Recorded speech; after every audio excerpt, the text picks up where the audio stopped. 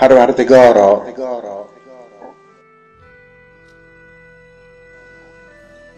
تو که طبیعت سرد و منجمد را دوباره زنده می کنی و بهار را به ما هدیه می دهی و خواب عزیزانمان آرامش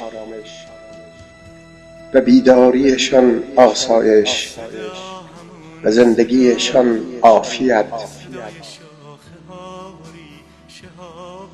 و عشقشان ثبات و مهرشان وفا و عمرشان عزت و رزقشان برکت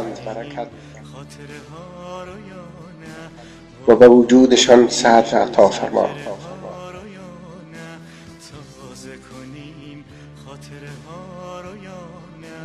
دوست نازنینم، سال نو مبارک.